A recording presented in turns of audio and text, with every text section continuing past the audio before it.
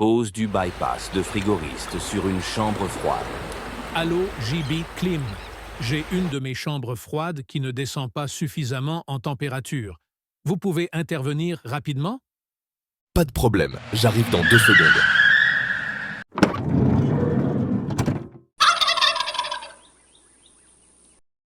Pour l'outillage, il nous faudra préparer un tournevis plat fin pour étalonner les manomètres, une clé à molette pour manipuler les capuchons de protection ou les bouchons des vannes de service, une clé plate pour serrer et desserrer les presses et tubes des vannes de service, une clé à cliquet de frigoriste pour manipuler les tiges à carré de manœuvre des vannes de service. Pour retirer l'air du bypass et de ses flexibles, nous utiliserons une pompe à vide avec un vacuomètre.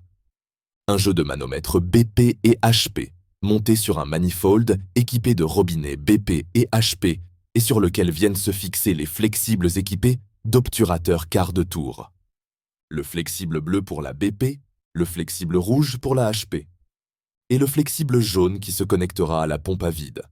L'intervention se déroulera sur une chambre froide équipée d'un compresseur semi-hermétique à piston, sur lequel les vannes de service d'aspiration et de refoulement sont dotées d'une prise de pression permanente et d'une prise de pression de service.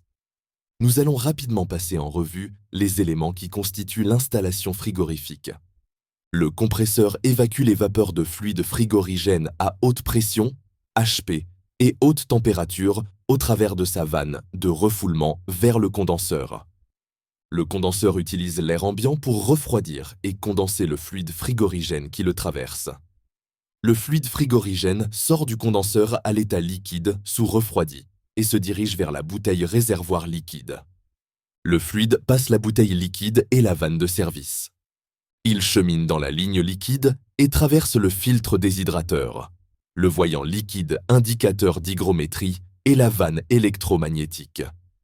En passant le détendeur, le fluide subit une forte perte de charge qui va faire chuter sa pression et sa température. Il traverse l'évaporateur et en sort à l'état de vapeur surchauffée. Il chemine dans la tuyauterie, puis finit son cycle en passant par la vanne de service BP compresseur. En passant en revue les éléments, vous avez sans doute remarqué qu'une étiquette de suivi de fluide avait été collée sur la bouteille réservoir liquide. Cette étiquette nous indique la quantité et le type de fluide contenu dans cette chambre froide. Nous pouvons à présent ramener notre matériel, le manifold avec les manomètres qui correspondent au type de fluide que contient notre chambre froide et la pompe à vide avec son vacuomètre. Notre intervention va enfin pouvoir commencer. Le nombre d'étapes s'affichera en haut à droite de ton écran. Il y en aura 25. C'est parti! Dans un premier temps, nous allons utiliser notre tournevis plat pour étalonner le manomètre BP à 0 bar relatif. Puis nous allons étalonner le manomètre HP. Si possible, nous étalonnerons le vacuomètre. Nous allons maintenant retirer le capuchon de protection du carré de manœuvre de la vanne de service BP. Pour dévisser, il suffit de tourner la clé dans le sens anti-horaire.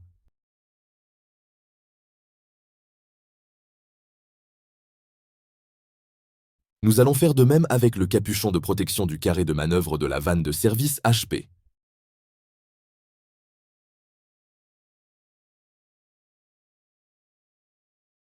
Avec la clé plate, desserrez le presse-étoupe de la vanne BP d'un quart de tour dans le sens anti-horaire, afin de débloquer le carré de manœuvre. Desserrez le presse-étoupe de la vanne HP d'un quart de tour dans le sens anti-horaire, afin de débloquer le carré de manœuvre.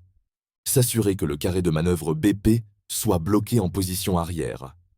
La clé à cliquet doit être embutée dans le sens anti-horaire. S'assurer que le carré de manœuvre HP soit bloqué en position arrière. La clé à cliquet doit être embutée dans le sens anti-horaire. Retirez le bouchon de protection d'étanchéité de la prise de pression de service BP en le dévissant dans le sens anti-horaire.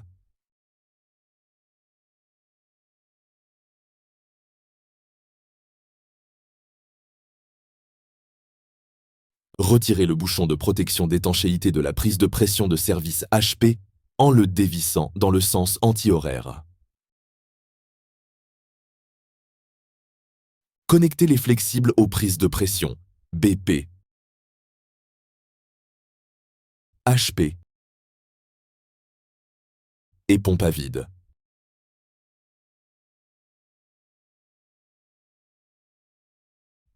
Ouvrir l'obturateur quart de tour du flexible BP. Ouvrir l'obturateur quart de tour du flexible HP. Ouvrir l'obturateur quart de tour du flexible central. Ouvrir les robinets BP et HP du bypass.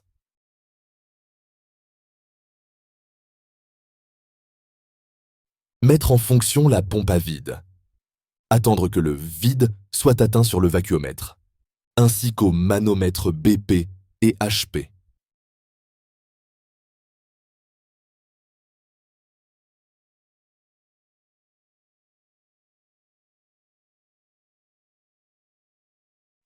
Quand le vide est atteint, fermez l'obturateur du flexible puis arrêtez la pompe à vide. Attendre une minute afin de vérifier que la pression ne remonte pas sur le vacuomètre ou les manomètres. Fermez les robinets BP et HP du bypass.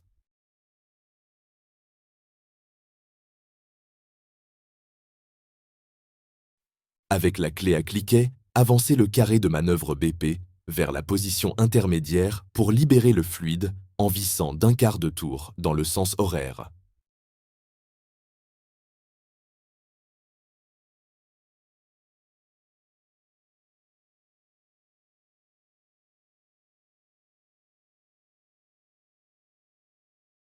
Observez la pression BP et s'assurer qu'il n'y ait pas d'élévation de pression sur le manomètre HP par passage de la BP par le bypass.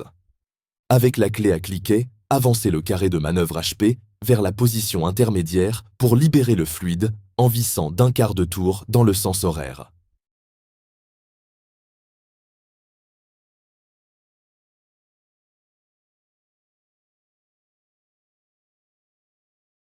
Observez la pression HP et s'assurer qu'il n'y ait pas d'élévation de la BP par passage de la HP par le bypass. Resserrez les presses et tubes des vannes afin d'éliminer tout risque de fuite pendant la suite de votre intervention. Maintenant, je vais pouvoir lire les pressions sur mes manomètres de service et connaître les températures d'évaporation et de condensation correspondantes. Ça me permettra de vérifier avec mon thermomètre à contact si la surchauffe et le sous-refroidissement sont corrects dans un premier temps. Ne vous inquiétez pas, on va la trouver cette panne.